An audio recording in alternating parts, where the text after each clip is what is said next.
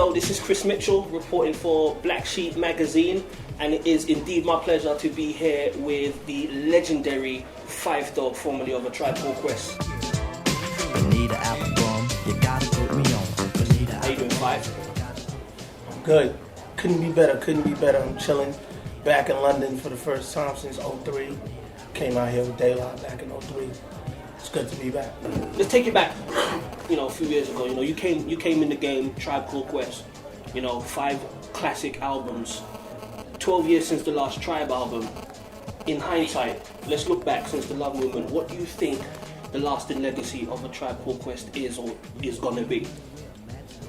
It's a very good question. I get asked that question all the time, and I still really don't know how to answer that.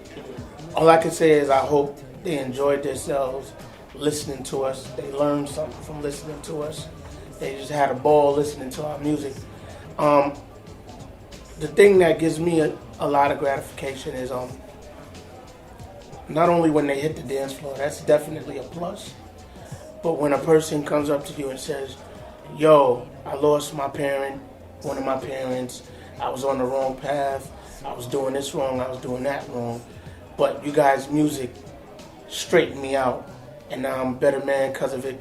I'm taking care of my family now because of you guys.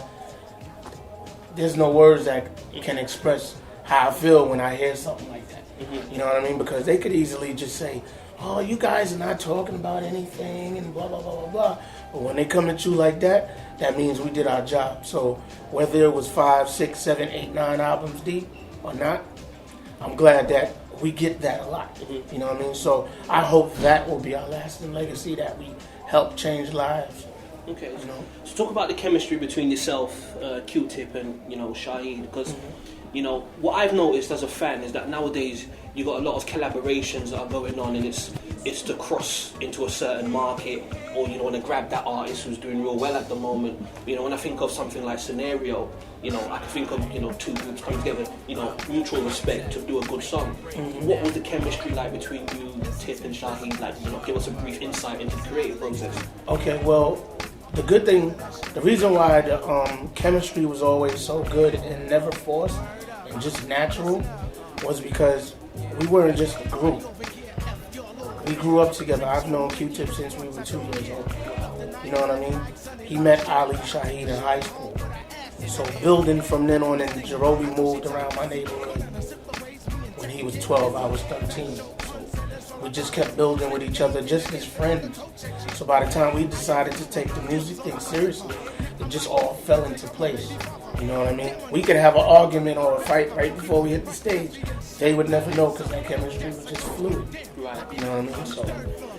So let's speed up a bit. I think it was 2000 you released Ventilation. Now let's talk about Ventilation. What was where your mind was at when you did that? Because a lot of people as fans, we were like, oh man, no more Tribe. What was your mental state, or what was your objective when putting the album together? Was it to continue the Tribe legacy, or to say, I'm Phife and this is me? Bring us back to give us a picture of what was going on. Basically, what was going on in my mind was, I'm Phife, I'm done with the Tribe legacy. Right. And I was wrong for that, don't get me wrong. But at the time, I felt like the way things went down, the way we broke up, it really wasn't cool. So I was mad at the management, at the label, at certain members of my group, the camp surrounding us, stuff like that. Because I hate a bunch of yes men. And that's what was going on, a bunch of yes men just happy to have a job type of thing or something. You know what I'm saying? And I just didn't agree with that. And I'm one of those people, like, if you listen to Flawless tomorrow, I listen to it come in here actually. Okay, at the beginning I say, I might not always say the right thing, but I say what I feel. Right. That's always been my MO, maybe my problem as well. So nowadays I just try to fall back and look at the situation from long distance as well as up close, take it for what it is and move on. But if I feel like some perceived wrongdoing, I'm going to see you about it. Mm-hmm. And it's not going to be nice. You know what I'm saying? So that's where my mind state was as far as Tribe went. But right now, everything is cool, man. We got over that. Cool. You know what I'm saying? I was listening to Ventilation on the way to this interview, and the song Drugs came out. And there was one line you said in there that really sticks out to me. You said you're here to let skills transcend. In 2010, is that still your mission, or has that changed? And can you explain that a bit for us? It's never going to change because coming up in Queens, New York, and he could attest coming up in Brooklyn, Bronx, and I'm not just saying this because New York is the birthplace of hip-hop. I mean, Cleveland, they do their thing. Kanye and everybody from Chi-Town. Snoop in LA, everybody does their thing. But growing up in New York City, you had to be ready every time you stepped out of your house for somebody to challenge you. Whether you were peaceful or what have you, like a Tribe Called Quest, or whether you were rowdy on some MOP, you know, you had to be ready. They were going to test you. So that's why I said, I'm here to transcend skills. And I'm still here to do that. Because these kids nowadays, and I don't blame it on them, I blame it on the labels, and I blame it on the radio. The radio pretty much, in America that is, dictates what's hot. So you have a hot Drake record, and he's getting a lot of play. But he might have a hot underground record that nobody even thinks about, but you hear the same thing all day. So they're not letting certain songs live. They're just beating you against the head with the same old, same old. Your experiences, talk about, you know, when you found out you had diabetes and the whole situation around it, how did you feel and, you know, going on? Just give us some insight into that. Well, basically, my mom is a diabetic and grandmother is as well now. So it's pretty much hereditary. But on top of it being hereditary, I was the type just wake up and eat a box of Oreos instead of eating a good breakfast.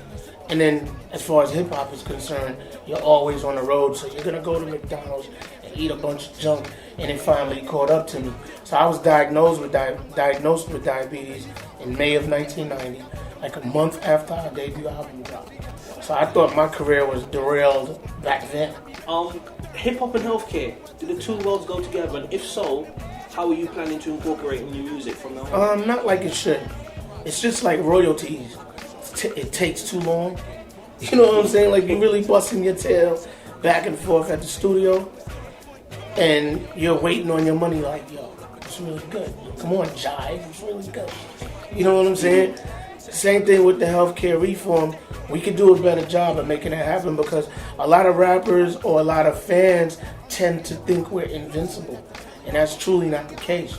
So what I'm doing, I'm starting, it's funny you asked that because as soon as I get back to Atlanta, I'm starting my foundation, which is called Fight for Life. You know what I'm saying? And it's going towards diabetes as well as the Kidney Foundation. Being that my diabetes led to me getting a kidney transplant. So I put the two together, and in the name of Jay Dilla, with his mom's blessing, I'm also going to add lupus research to the cause as well. You know what I'm saying? No doubt. You know, in closing, correct me if I'm wrong, the new album coming up, Songs in the Key of Phife. Volume 1, Cheryl's Big Son. Right, okay. So you know you're playing off the Stevie Wonder. Favorite artist ever. That's what my next question was going to be. Yeah. All right. Can you give us some insight into the, you know, the kind of musical direction, maybe the producers, you know, features, and you know when we can expect that? I'm not sure when you can expect it because I've been out of the game for a while now. My last album, solo album, came out in 2000, so that's a whole decade now. Well, September will be. And basically, I have my own production company by the name of Rhythm Kids. But the type of music to expect, it's like a collage. Like, you ever had gumbo from New Orleans? It's like you have the crab, and you have the sausage, and the rice, and a whole bunch of different elements. So it's not just one thing that you're getting hit with, like I was saying earlier. It's bits and pieces of everything. Like, I have a record dedicated to the strip clubs in Atlanta and Miami, just to have fun. I have a sneaker joint, which probably be the first single and video, called Soul Man, because I'm a big sneaker collector. You know what I'm saying? So I had to do an ode to sneakers. I have a joint called Godsend, which pretty much talks about my health issues and getting through that and everything coming to fruition as far as my wife being my donor. So that's a real heartfelt tune. You know what I'm saying? Give people some perspective on life that no matter what you're going through, somebody else has it worse. Yo, look for it real soon, man. Songs in the Key of Phife, Cheryl's Big Son, London Love.